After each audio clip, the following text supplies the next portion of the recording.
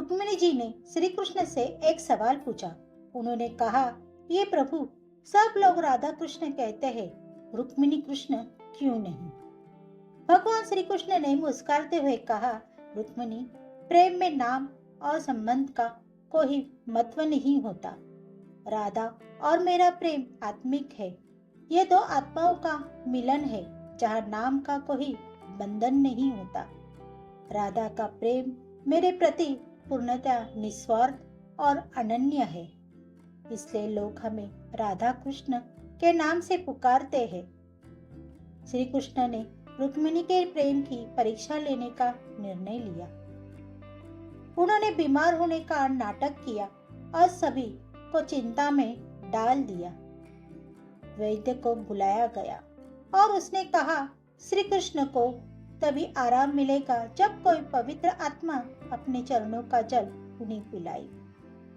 रुक्मिणी और अन्य रानियां ये सोचकर पीछे हट गई कि वे अपने चरणों का जल भगवान को कैसे दे सकती है, ये तो अपमानजनक है। लेकिन जैसे ही ये बात राधा को पता चली, उन्होंने बिना किसी संकोच के अपने चरणों का जल धोया और वो जल कृष्ण को भेज दिया।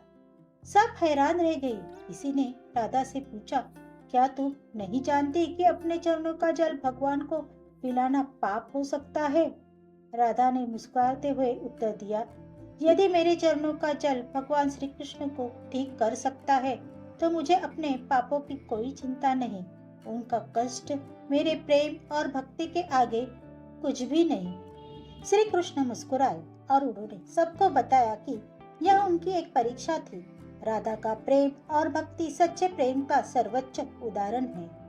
रुक्मिणी ने भी ये स्वीकार किया कि राधा का प्रेम श्री कृष्ण के प्रति सबसे उच्च और शुद्धतम है और उन्होंने भी इसे समझा और स्वीकार किया। इस घटना ने उस सबको ये सिखाया कि सच्चा प्रेम निस्वार्थ और समर्पण से भरा होता है।